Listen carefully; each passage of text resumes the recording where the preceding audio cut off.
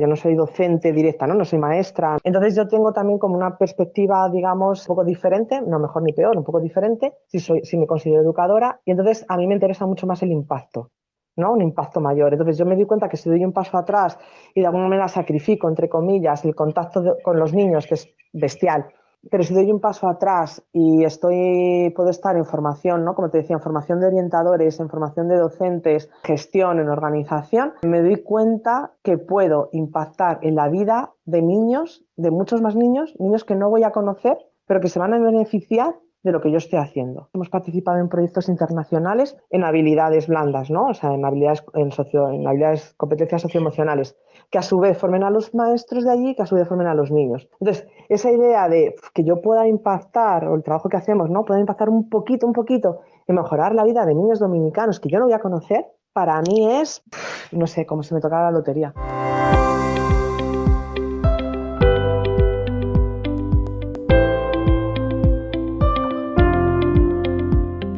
En este podcast descubriremos historias de voluntariado y conoceremos cómo diferentes ONGs, fundaciones y empresas de impacto social están ayudando a transformar y mejorar la sociedad.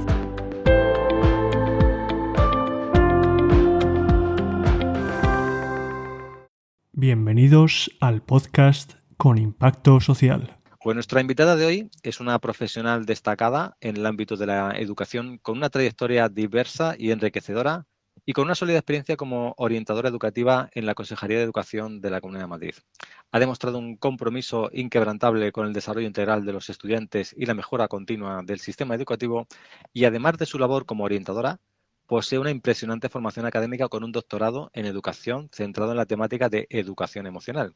Y su profundo conocimiento en este campo se refleja no solo en su investigación académica, sino también en su rol como secretaria académica y docente del Máster de Inteligencia Emocional de la UNED, donde ha contribuido pues, significativamente a la formación de profesionales altamente capacitados en esta área tan crucial. Y como profesora asociada del Departamento del MIDE, de la Facultad de Educación de la UNED, pues ha compartido su experiencia y conocimientos con futuros educadores, brindándoles las herramientas necesarias pues, para abordar eficazmente las complejidades emocionales en este entorno educativo. Además, su experiencia como docente en el especialista en diagnóstico y educación emocional pues ha enriquecido aún más su perspectiva y habilidades pedagógicas, destacándose como una formadora experta en contenidos educativos y en la elaboración de material didáctico. Ha impactado positivamente en la formación continua de profesionales de la educación, compartiendo su experiencia y conocimientos en esta materia. Y por último, pero no menos importante, también es reconocida como especialista en la atención a personas sordas, con un enfoque particular en la comunicación a través de la lengua de signos. Y como fundadora de Psicosordos,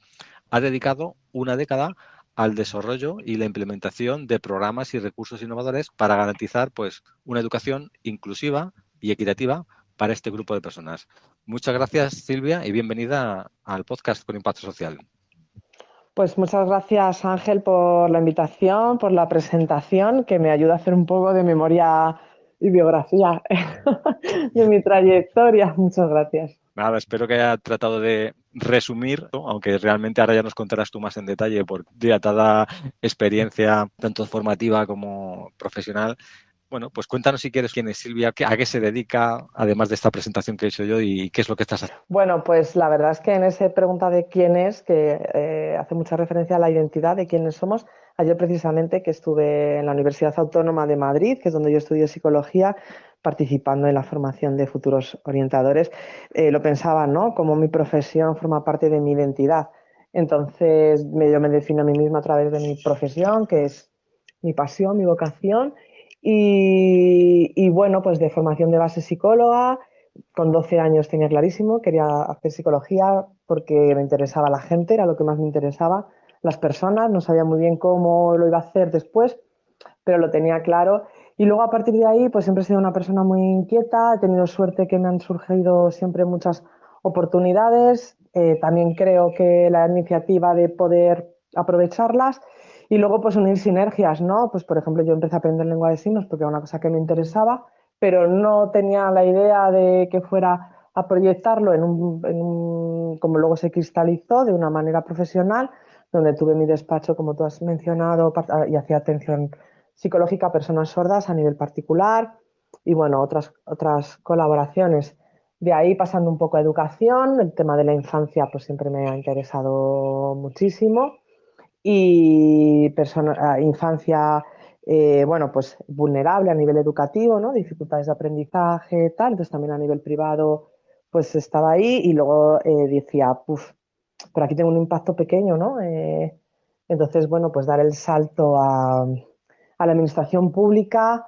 Mi objetivo era el equipo específico de sordos porque decía, ahí lo puedo aglutinar todo y de ahí me llevó a, mientras trabajaba, hacía un máster, otro máster, tenía mi despacho, etcétera, a, bueno, pues a entrar a la administración pública, ¿no? Con ese objetivo y luego a partir de ahí, pues otras proyecciones que se han ido viniendo por delante.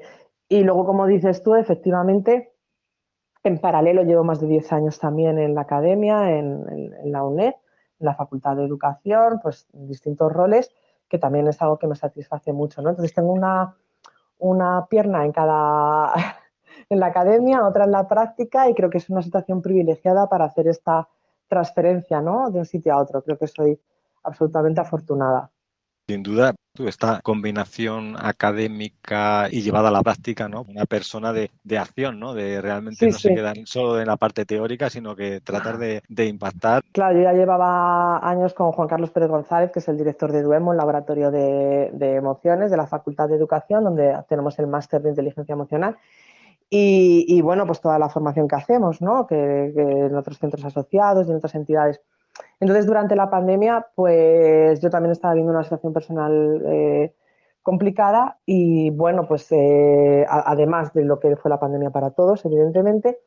Y entonces, bueno, yo muchas veces me levantaba de la cama y decía, Buf, si estoy de pie es porque me estoy apoyando en todos estos recursos, todos estos conocimientos, todas estas herramientas, ¿no? Que he aprendido y que también pues estoy formando a otras personas en ello. Pero en ese momento sentí que yo por lo menos, pues a lo mejor lo estaba contando desde un punto de vista no teórico, pero no había tenido a lo mejor la necesidad, ¿no? De poner en práctica tanta resiliencia, tanta automotivación, etcétera. Y me di cuenta que me estaba apoyando en todo eso. Era un momento donde salió yo creo que lo mejor de nosotros. Recuerdo pues eso, que cuando se creó el hospital, se montó un hospital en 2 semanas con muchos profesionales que estaban sus puestos de trabajo en riesgo, electricistas, bomberos, que acudieron ahí. Yo decía, ¿yo qué puedo aportar? ¿No? La gente, los dependientes de los supermercados, los conductores de los autobuses, y yo qué puedo aportar desde aquí, desde mi casa. Y bueno, pues era un libro que ya tenía fraguando en la cabeza y la pandemia, como digo en el libro, fue la oportunidad. Entonces, es un libro, se llama Recitando la inteligencia emocional y lo que hago es contar a partir de, o sea, qué es la inteligencia emocional, esas 15 dimensiones, lo cuento de una manera muy amable y que todo el mundo lo entienda, simplemente, más que explicarlo, son unas 10 frases, 10 citas, que podían ser posts de Instagram, 10 citas de canciones, de refranes, frases célebres, etcétera, para que la gente entienda de una manera amable cuáles son esas 15 dimensiones. Está también elaborado como un cuaderno de trabajo. O sea, hay unas preguntas facilitas de reflexión, está todo elaborado a su vez como un viaje, un playlist con canciones que iban saliendo en ese momento y lugares para escribir, lugares para dibujar, para reflexionar. Es un libro que lo puedes leer en 20 minutos o tenerlo 5 meses contigo y bueno, pues un poco también para entrenar posibles pandemias futuras personales o paliar las presentes, ¿no? Entonces, bueno, pues de hecho yo, este libro, eh, que lo tengo en Amazon, lo tengo publicado en Amazon, y Amazon cobra, o sea, el precio del libro es la distribución y la impresión del libro, porque yo quería que fuera algo altruista por mi parte, ¿no? En esa aportación. Entonces, la pandemia fue la oportunidad, en realidad, ¿no? De hacer esa divulgación. Y bueno, es que estoy muy contenta del resultado. Bueno, pues nada, lo pondremos en las notas del programa para que, bueno, para que todas esas personas que nos escuchen tengan esta herramienta, que yo no sé si esto ha sido fruto un poco de este trabajo de investigación en el doctorado, ¿no? Sí, cuando escribí el libro, cuando estábamos en pandemia, yo ya había presentado la tesis doctoral, que claro, eso es sumergirte, ¿no? En ese océano. Mi tesis doctoral tiene, bueno, como la mayoría, ¿no? Tienes una investigación, digamos, a nivel teórico profunda Y luego tiene un reporte de un trabajo de campo extenso que hice en varios centros aplicando un programa de educación emocional, viendo lo que funciona, lo que no funciona, los datos, etcétera. Sin duda alguna, aunque bueno, hay un desarrollo evolutivo también a nivel emocional, pero bueno, pues todo ese trabajo de qué funciona, qué no funciona, qué estrategias, etcétera, claro, me sirvió muchísimo, como te digo, pues para vivenciarlo yo también y, por ejemplo, en ese momento también acompañar a mi hija, ¿no? En esos momentos de pandemia y a partir de ahí ya, pues no hay marcha atrás. Yo creo que cuando despiertas en determinados aspectos ya no hay marcha atrás, entonces todo lo vivencias, ¿no? Muchas cosas que luego yo estaba aprendiendo, pues el poder del agradecimiento frente al dolor, por ejemplo, que es lo que amortigua el dolor.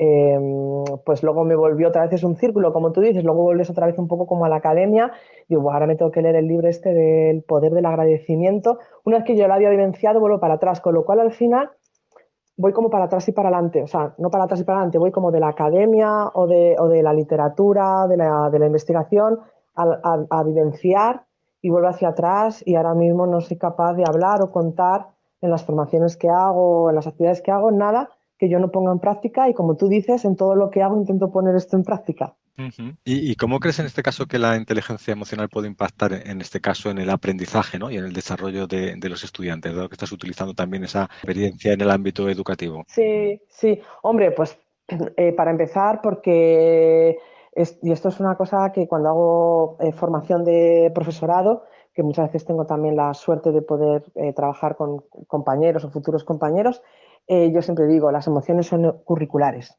O sea, las emociones no están en paralelo a la escuela, no están fuera de la escuela.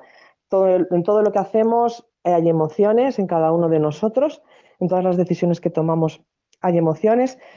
El fin último de nuestro sistema educativo, y así viene refrendado en la ley actual de educación, la LOMLOE, es la formación integral del alumnado y esto no ha cambiado a pesar de los colores políticos, esto no ha cambiado desde la LOCSE. La formación integral del alumnado, yo siempre digo a los profesores, cuando tú te encuentras un alumno que has tenido con 7 8 años en la escuela y te lo encuentras por la calle un día con 18 20 y te para, profe, ¿se acuerda de mí, que soy fulanito? ¿Tú qué quieres que te diga? Profe, ¿cómo me acuerdo de cómo se hacían las ecuaciones de segundo grado? O me acuerdo perfectamente de... No, claro. Y todos los profesores dicen, no, no, qué quieres que te diga ese alumno, ¿no? Y todos los profesores me dicen, pues que le va bien.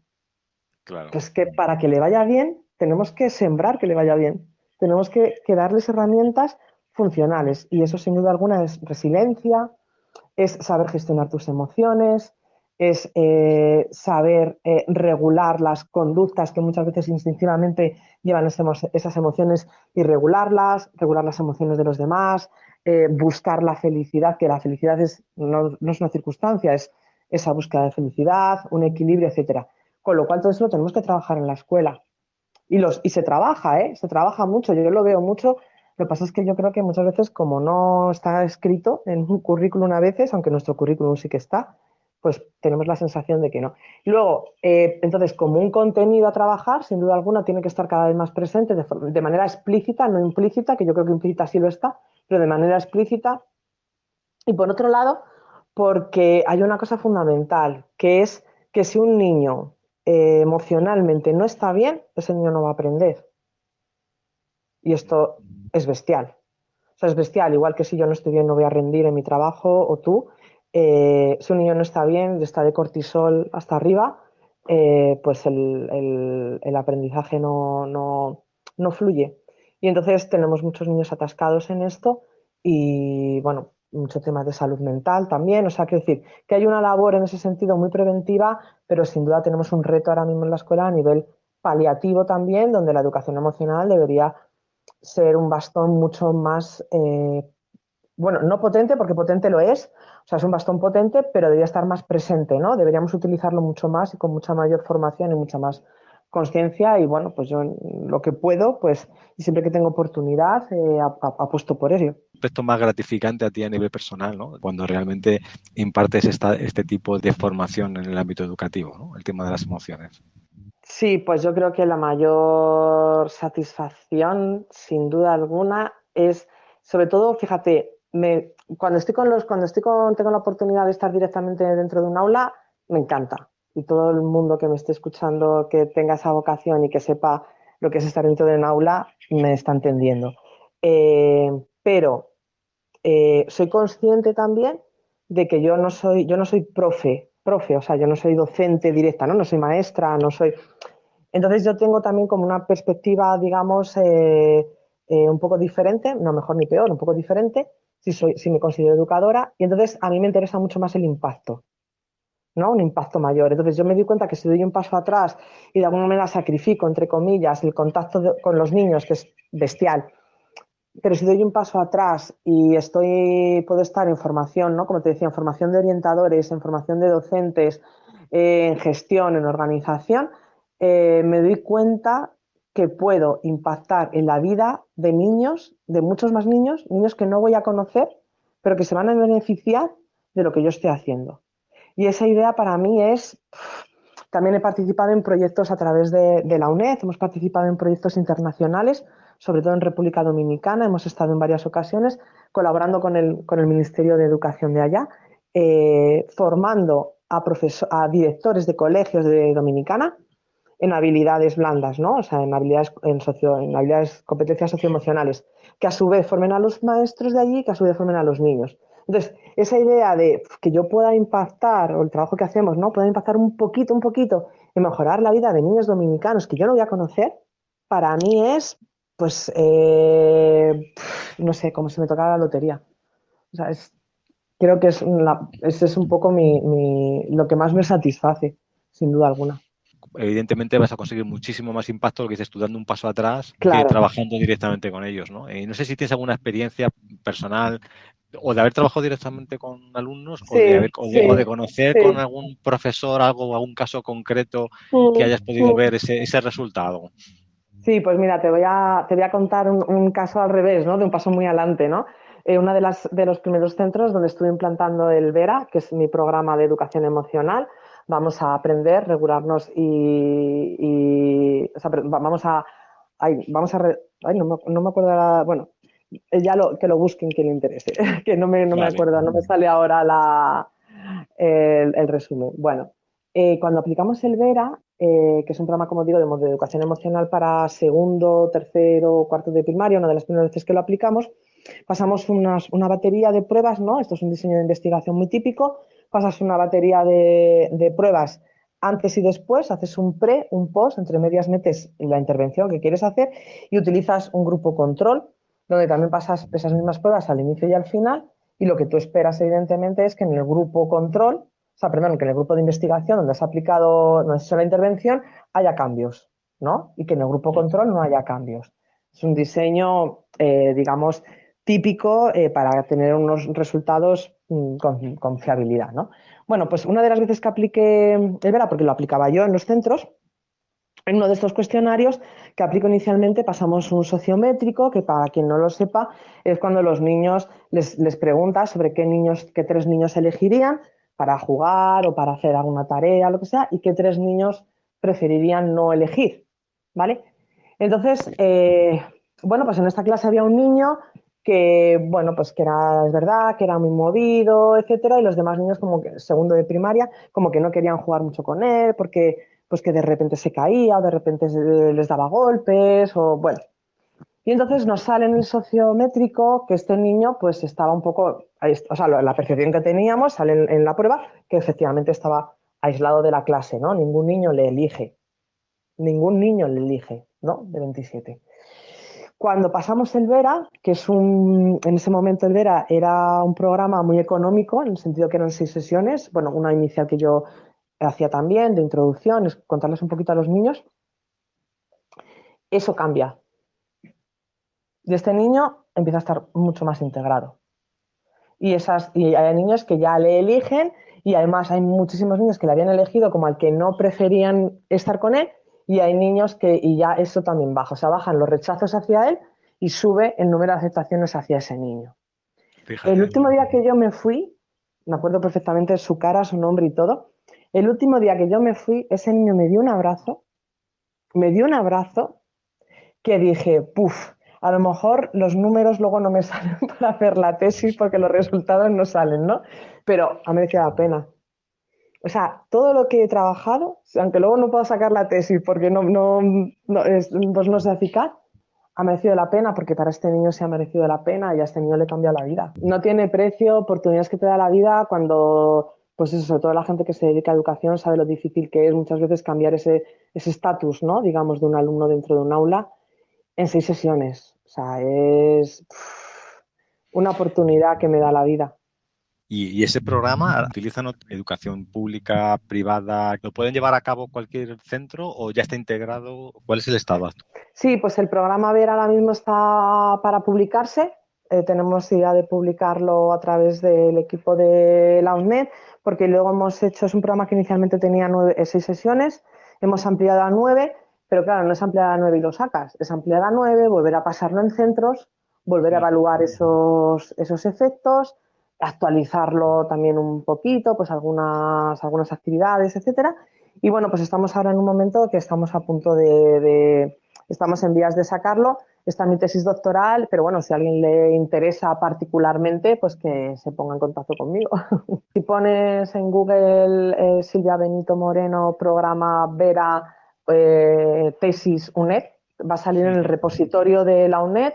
Están publicadas, porque tiene que ser así además por legislación, las tesis doctorales tienen que ser públicas, bueno, pues para asegurarnos todo el tema del plagio, ¿no? Que alguien no vaya y diga, oye, que el Vera era mío, ¿no? O que alguien lo saque ahora y yo pueda decir, oye, que el Vera era mío, que ya lo tengo yo aquí en mi tesis, ¿no? El programa Vera, que si no lo tengo ya que decir, hace todo lo que es el recorrido realmente de cómo funciona toda la gestión emocional. Entonces es el acrónimo de vamos a emocionarnos, regularnos y aprender, que es como realmente, que es como realmente sucede. Primero nos emocionamos, surgen las emociones, tenemos que hacer ese proceso de regulación, es lo que deberíamos hacer, y aprender de ese proceso. Muy bien. Cuéntanos si quieres también en esta parte que también estás trabajando, en el tema del PEAC. Cuéntanos si quieres para quien no conozca en qué consiste el PEAC y cómo estás contribuyendo también a integrar. Sí, bueno, pues esto desde mi rol de orientadora de la Comunidad de Madrid, he estado 3 años, estos últimos 3 años anteriores, participando en el programa de enriquecimiento para alumnos de altas capacidades. Es un programa público gratuito que ofrece la Administración, la Consejería de Educación, a la población de nuestra comunidad desde hace 25 años. Hay programas similares en alguna comunidad, Murcia, Canarias, pero tal como lo hacemos nosotros y con la antigüedad que tiene en Madrid, pues digamos que somos un poco en ese sentido bastante pioneros. Es un programa extracurricular, es decir, y extraescolar. Se realiza los sábados alternos por la mañana con alumnos de altas capacidades que son derivados por los servicios de orientación y bueno, pues lo que se determina no es, ya me gustaría ya lanzar este mensaje porque es importante, no es que el alumno llegue a unos determinados indicadores para entrar en este programa, no se trata de que no es como un programa de excelencia o algo así, sino si nosotros somos la medida adecuada para atender las necesidades de estos alumnos. ¿Sabes? El planteamiento es al revés, ¿no? No dejamos de ser una medida educativa al servicio de las necesidades del alumnado. Entonces, bueno, pues en este programa que es de enriquecimiento, lo que tratamos es un poco de complementar la acción de los centros educativos con este alumnado, bueno, pues en actividades desde los ámbitos científico, humanístico, literario y artístico. Siempre pongo el ejemplo que el otro día una compañera mía había hecho una actividad de los niños de cuarto de primaria estaban en el laboratorio del instituto, porque se desarrollan 8 institutos distribuidos por la Comunidad de Madrid, y estaban sacando el ADN del plátano, ¿no? Del plátano en el laboratorio. Bueno, pues es una muestra del tipo de actividades de enriquecimiento que hacemos. Yo he estado 3 años en el equipo de coordinación y este año precisamente que se cumple el 25 aniversario, la Administración Educativa, la Consejería de Educación, en concreto la Dirección General de Infantil y Primaria, que es de quien dependemos, decide crear una estructura orgánica de centro, ¿no? Que alberga el programa. Desde el centro de recursos para alumnos de altas capacidades en Madrid. Y bueno, pues se forma un equipo directivo y en este momento yo ocupo la dirección por parte bueno, pues de la decisión de la dirección general Y bueno, pues es un reto también que asumo con la ilusión de crear algo, sabiendo pues que también todo siempre tiene sus dificultades, pero en este sentido, pues una oportunidad también, ¿no? Como tú muy bien dices, y ya aterrizo un poco en el tema. El programa tiene 4 ámbitos, uno de ellos es habilidades sociales, ¿no? El 25% de la carga lectiva de esos 2 sábados al mes es habilidades sociales. Con lo cual ahí tenemos una oportunidad de fortalecer eso y para mí es una oportunidad también de poder de aportar en todo este recorrido que un poquito os hemos contado, porque también es quizá una de las carencias principales de este alumnado, ¿no? Todo el tema socioemocional, de la integración, de la identidad, etcétera, es un tema bastante complejo, una necesidad importante y ahí, bueno, pues tenemos y tengo una oportunidad. Y luego, bueno, pues el otro elemento es uno de los proyectos que hacemos, en este caso un proyecto intersede, es decir, es un proyecto común para las 8 sedes del programa. Con los alumnos de cuarto de ESO, tenemos otro proyecto con los alumnos de cuarto de primaria, pero en concreto en el de cuarto de ESO, este año lo hemos planteado como un proyecto de emprendimiento social, que era lo que tenían que realizar con los chicos. También hemos tenido la suerte de poder contar, ¿no?, con colaboradores externos que nos han ayudado, como expertos, jurados, etcétera. Y entonces es un emprendimiento y el apellido muy importante social. Porque al final estos alumnos sí que van a oír hablar mucho de montar empresas, de estudiar en el extranjero, aprender idiomas, éxito, etcétera, que evidentemente sí, ¿por qué no? Claro que sí. Van a tener unas oportunidades de base, ¿no?, que no tenemos el resto de los mortales, que no tenemos estas altas capacidades. Aunque, bueno, pues hay otras variables, ¿no?, que influyen, pero bueno, estamos hablando de esto. Y esa vertiente de emprendimiento, de trayectoria personal, profesional, etcétera, creo que es muy importante que nosotros, y en ese sentido, pues desde mi rol, el que haya esa parte de solidaridad, esa parte social, esa parte de impacto en los demás, ¿no? Que mi paso por el mundo tenga un impacto en la vida de otras personas, que pueda mejorar la vida de otras personas. Entonces, intentamos también trabajar todo esto junto con toda esta parte, pues, de regulación emocional, de habilidades sociales, etcétera, ¿no? Entonces, es una oportunidad también, de nuevo la vida me ofrece otra oportunidad para hacer sinergias y confluir en mis intereses, en la formación y en lo que, bueno, pues en lo que yo puedo aportar. Un gran reto y yo creo que muchas Sí, veces dices que hablas un poco de oportunidades y de suerte y yo creo que hay un libro que a mí me gustó mucho que se llama La buena suerte y yo creo que lo que ¿ah? tú tienes es buena suerte. No es suerte en sí mismo, sino es un libro en el que tú te vas creando esa buena suerte en función de lo que cada uno va haciendo, ¿no? O sea, realmente Sí, la suerte sí, sola aparece sola. De la buena suerte es cada uno se va trabajando en cada uno de los sí, sí, trabajos y las sí. acciones que vas haciendo. Entonces yo creo que esto que te va ocurriendo a ti es la buena suerte, pero la buena suerte del resultado de todo tu trabajo, evidentemente, y todo esto que estás haciendo, ¿no? Creo que al final, Bueno, así que sí, mi bueno, enhorabuena. muchas gracias. Sí, hay que aprovechar las oportunidades, ¿no? Esto es un mensaje también para todo el mundo. Hay que aprovechar las oportunidades. Los trenes pasan por delante y hay que subirse. Efectivamente. Bueno, no hemos hablado de fundadora de Psicosordo, no sé si querías hacer. Ah, ¿Cómo surgió un poco, si quieres contarnos? sí, bueno, pues quizá esto, a ver, yo creo que todos acabamos también, ¿no? Nuestra personalidad, nuestros intereses, nuestro pasado. Yo, pues una anécdota muy rápida, ¿no? Cuando tenía 6 años me tuvieron que operar de los oídos, ¿no? Porque me tuvieron que poner drenajes, tenía los oídos taponados y tal. Y bueno, tuve la suerte en aquella época que mi madre trabajaba, bueno, no trabajaba, estaba en casa, mi padre era el que trabajaba, como muchas familias españolas, ¿no? De finales de los 70, 80. Y y bueno, pues mi madre se dio cuenta, seguramente si mi madre hubiera trabajado fuera, pues no se hubiera dado cuenta y hoy en día, pues seguramente tendría una pérdida auditiva, ¿no?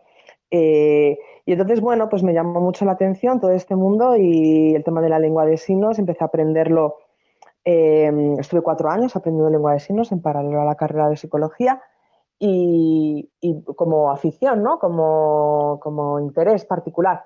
Y entonces empecé a darme cuenta pues también de algunas características, igual que hemos hablado en altas capacidades, de algunas características a nivel psicológico cognitivo muy específicas del colectivo de personas sordas, que bueno, no nos da tiempo a entrar. Y entonces dije, jolín, pues es que puedo hacer las dos cosas. O sea, puedo unir esto con...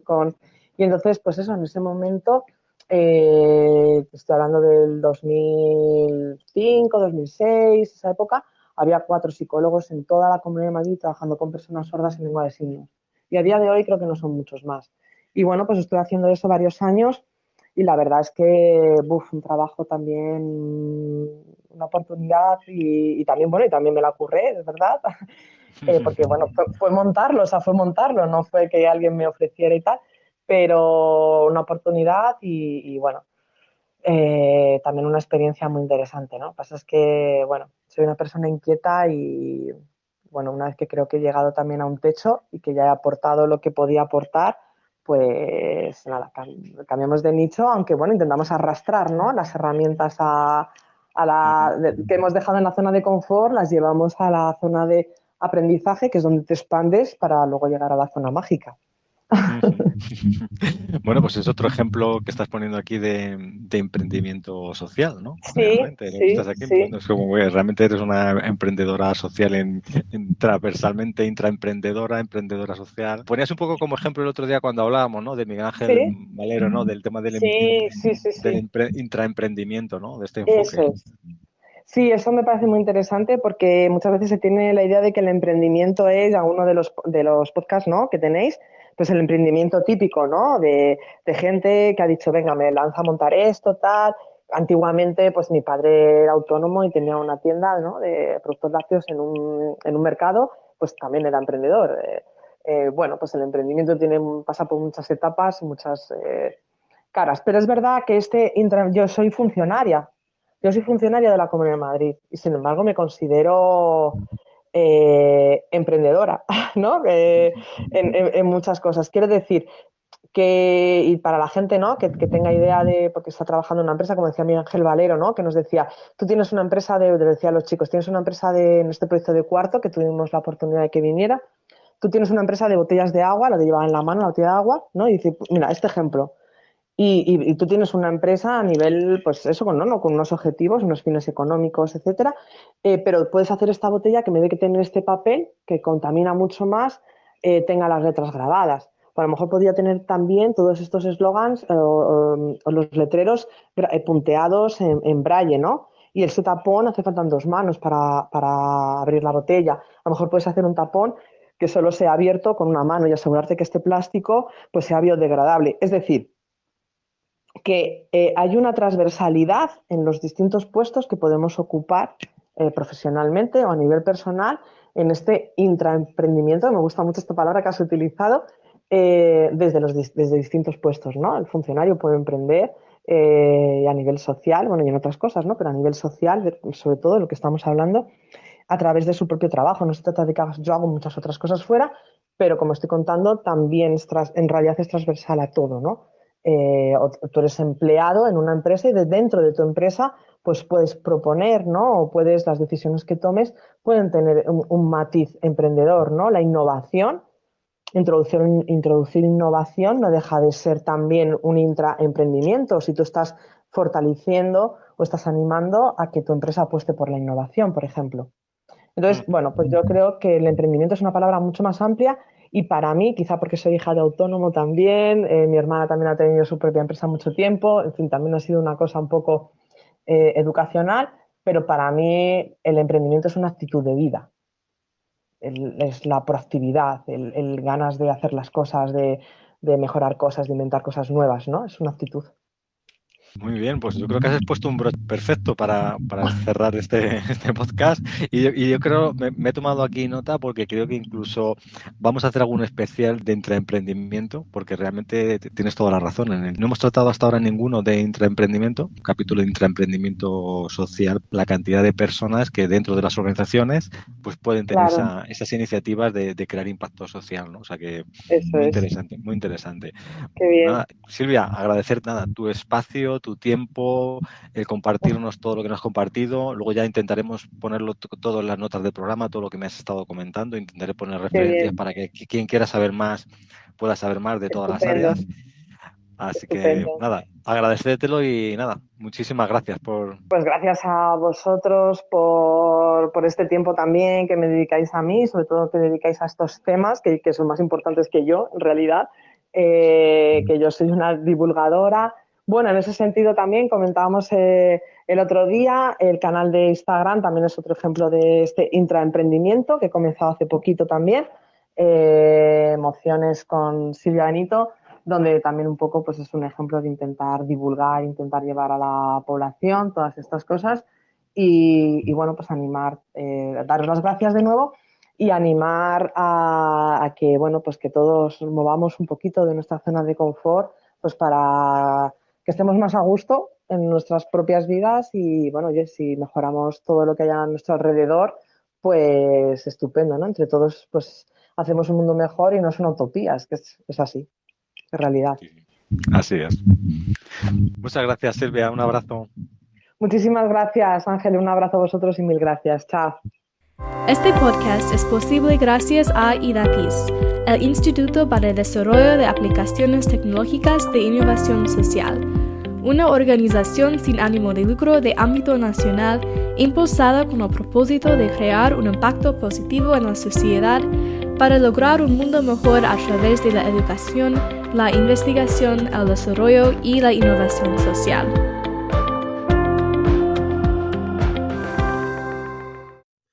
Gracias por escuchar nuestro podcast. Si te ha gustado y quieres ayudarnos, compártelo y crea impacto social.